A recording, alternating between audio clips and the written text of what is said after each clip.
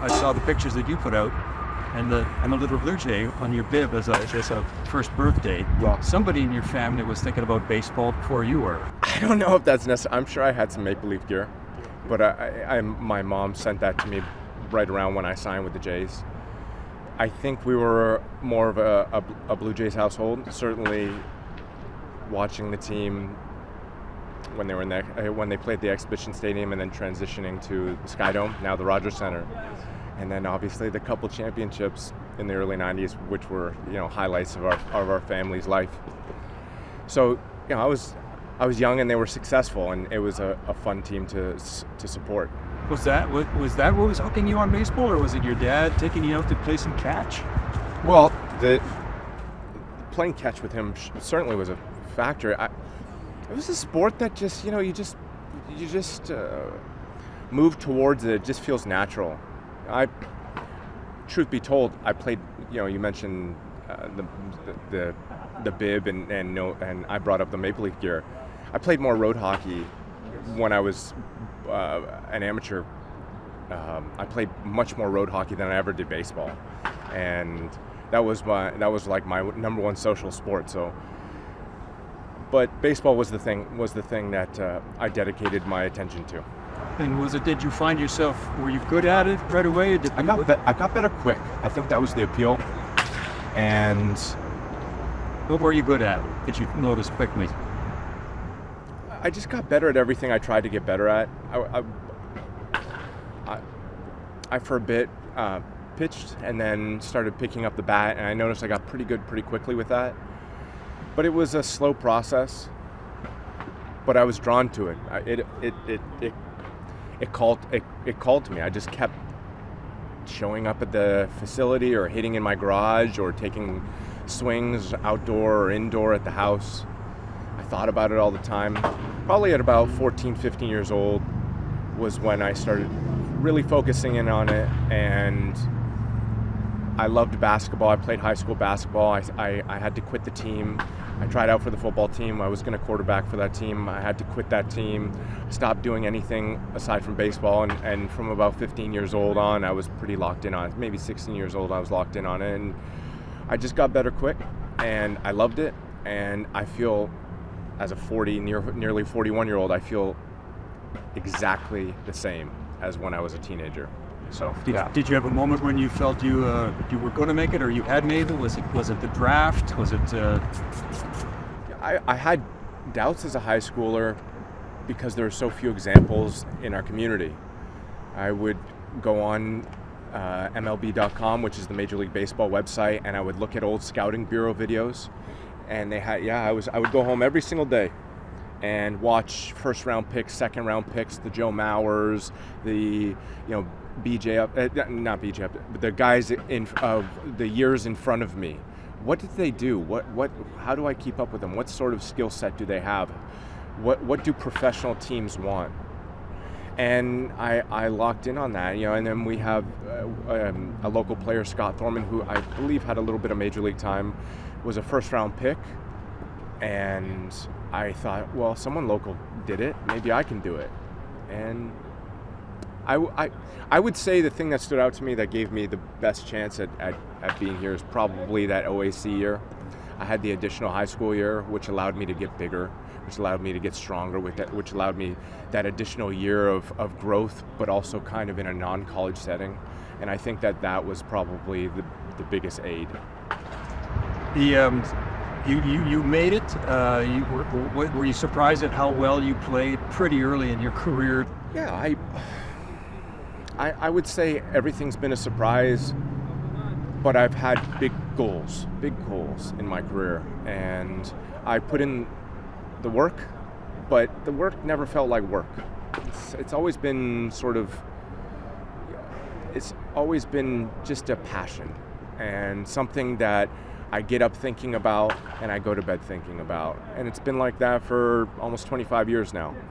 And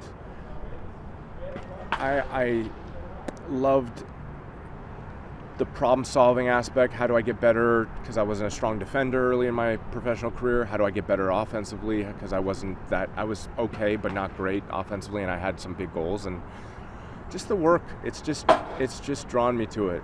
And here I am in Buffalo right now, feeling the exact same way with little expectations, but I just want to get better. Batting is such a key part of this for you. That's the part that becomes harder, I would think, as you turn 38, 39, 40, whatever. No. You find either of them? Nope. No, not at all. I thought it was easy. Yeah, I didn't perform well because I was hurt. I did not perform well because I wasn't good. It was easy. Yeah, it's cake. That's how few can say that. Yeah, me. I can say that. I try to be good at everything. I want to be a good base runner because that represents being a good teammate. I want to be a good defender because there's two sides to the ball. Offensively, I strive towards being the very best I can, of course. But it's a natural thing for me. I've worked for the last few decades, and I know what I need to do and how I need to prepare. As long as I'm healthy. There's a lot to think about, and you seem to be a student of the game. Did you find yourself sort of trying to stay ahead of almost analytics before analytics were taking root? Well, it's a physical sport. Away from the sport, you can look at it with whatever lens you want to look through at the sport, whether it's the analytics lens or the love of the sport, the beauty of the sport, the way the sport flows. But for me, it's physical. It's very physical. So I look at the sport technically. I look at how my body moves, and I look at the energy and the strength, and I look at the demands that are required to play every day. And I've been looking at that for my entire professional career. And you're still hitting the ball squarely. Like, I mean, I know it's just batting practice, but it feels like you still see the ball well and you still hit this sweet swing. I've been working on that swing since I was, 15. You can look at Tiger Woods right now and Jack Nicklaus when they take strokes at 50 and 80, 75 years old, and they still look great. I think the swing stays with you. I think that skill set is natural. And I mean, Tony Hawk, you watch him skateboard. I could name countless athletes. So that's second nature. It's about the speed and the recovery to be able to play at the level at my age right now. You've achieved in ways that like few Canadians have. I've achieved 3. 2 were Hall of Famers and are probably in that conversation even now. And yet here you are, still able to think about playing at a major league level at your age. When I'm healthy, I'm going to perform well. So I feel confident as long as I have health on my side, I'm going to perform well. Do you feel like you're still learning because the analytics have advanced in many ways? The pitchers are getting an advantage now with pitching labs. The pitchers, they're shaping it. They're taking subtle amounts of MPH off the pitch. That's fun. From my side, I don't see that. It's all in the rhythm of competition. You signed a very big contract about 10 years ago. Did that change you at all? Sure. How so? Professionally or personally? Well, professionally, it put a great deal of pressure on me. I didn't want the attention of having a contract that was a failure. I didn't want to embarrass the organization. I didn't want to embarrass myself. I didn't want negative attention. I think that's a natural human instinct. And then, of course, I've come from modest upbringing. My parents worked hard, and we were very middle class. I took the TTC growing up to and from school, and shared a ride with buddies, and didn't have.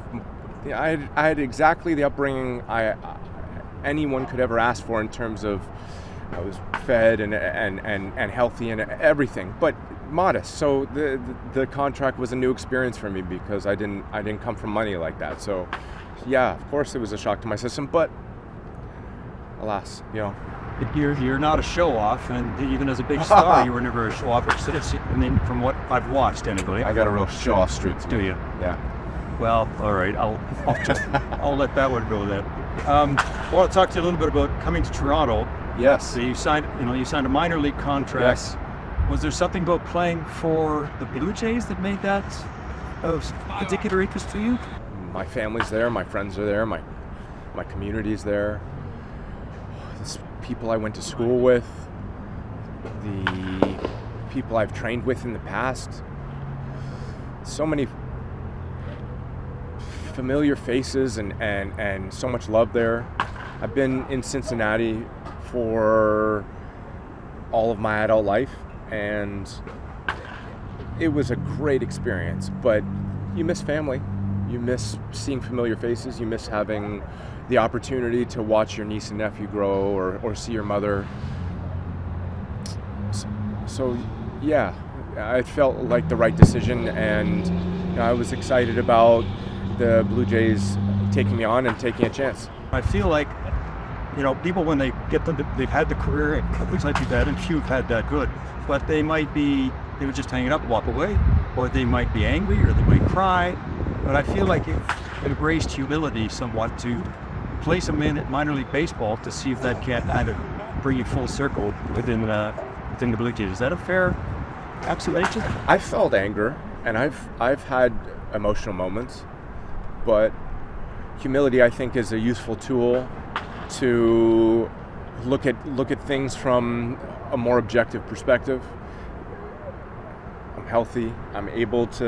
It's a beautiful day out. I'm amongst a group of peers that we're collectively learning and trying to get better and trying to move towards a collective goal, or an individual goal, but also the collective goal. How good do I have it? I have it so good. And so, from my perspective, there are tough times, but I think maintaining gratitude and just kind of treating it like it's my first day, I think keeps a level head, and I think keeps me well. And I get to compete tonight against a young man in the Nationals organization who has dreams, and he's being challenged by a nearly 41-year-old person that has his own dreams. And so I think that's about as good as it gets. The young people that are here, we interviewed one of them, Damiano, and he spoke in ways that I thought he probably would, which is just, man, they just want to be around you to see what might rub off, what they can see about what you do, the way you conduct yourself, things you have to say. What kind of impact does it have for you as a young player when somebody like Joey Votto is suddenly here? It's very special, and it's a very good opportunity for guys like me, younger guys in the system, to get to pick his brain. One of the best hitters of all time. So just to get to be around him, see how he operates and how he still holds himself to that standard of who he is. It's very inspiring, and we can all learn a lot from it. He's Canadian born, and you were raised in Canada. Does that make it any more special? Honestly, yes. Growing up, I was a huge Joey Votto fan. I think getting to see someone from Canada not only be in the big leagues but thrive, and I know we've had many before, but not really any like him. How do you find that role of being a mentor, or do you embrace that, or is that? Well, you have to listen. I think that's step one. The most impressionable people in my professional life, even in my life, I've been inspired by so many people, but are examples, and I watch their habits, and I watch what they do when nobody's looking, and I don't think about this. It's awfully, it's a pretty arrogant sort of approach to take, to think that people are watching me, so I don't think like that, but I do try to just be myself, do my very best, and if my teammates respond to that, then great. But I'm always here to listen. I'm always here to problem solve. I needed help, and I had people helping me along on my way up also.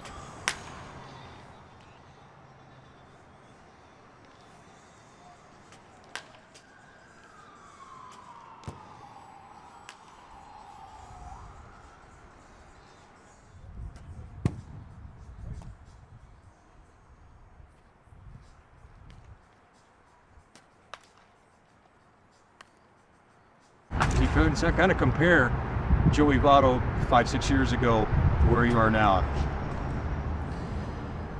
Well, I'm always learning, making so many mistakes along the way. I just think I had an attitude. I think I was disconnected from reality, and I think that I expected more local adulation, and I was jealous of an athlete would go back to their home country or go back to their home city and receive attention and adulation, and I'd go back to Toronto and I'd be waiting outside of the club for it's minus 40, and I'm like, can I get in? Get out of here, sort of thing. And so it was just a bad play. It was totally unhealthy and not a balanced way to approach life in general. And it was a silly, embarrassing mistake, and I used words that were just like, my mom killed me for it. Oh my God, killed me for it. But I first had to apologize publicly, and then my mom got on me afterwards about it, and I'm like, I apologize, right? But I think the exchange with my mother was where I learned, like, really get to the bottom of this. And it wasn't until I apologized to her that I realized the error of my ways and the perspective. I mean, Canada's a safe. I was on the GO train going to and from elementary school at 9 years old. How lucky am I that I feel that safe? So, just I wasn't grateful, and I didn't have a good idea of what reality, what real life is like. Do you think in terms of your legacy when it comes to baseball Legacy. at this point? I know I love that word. Do you have any thoughts on that? No, I don't. That word is going to be used by other people. I would like to do my job well and move on. I like the idea of not looking back. I like the idea of moving on to something else in my life. So looking backwards, I think I may give it a split second, but I think I'll move on pretty quickly. Do you think about what you might do? Because there could be something still in baseball later. It could be coaching or managing or broadcasting. Like, you're an articulate guy. You've studied the game. Seems to me that might be an area that would be so good for you. I don't think about that. No. Because that was perfect. There's no energy there for me. There's no passion. There's no drive. I'm right here, right now. And I'm not saying that cliche. I'm saying that I'm focused on tonight's game, competing. I'm focused on this process. I don't want to get ahead of myself. I've always stumbled whenever I've gotten ahead of myself. So as far as next steps, there just doesn't. I don't feel the heart there yet. I have the heart for this right now. I feel like real love for this, and I'm gonna keep giving everything I have. And if it breaks my heart, or if I fall flat on my face, that's okay. I did everything I could. Yeah, appreciate it. Yeah, thank you. Good seeing you. Thanks for coming this way. Yep. Appreciate it.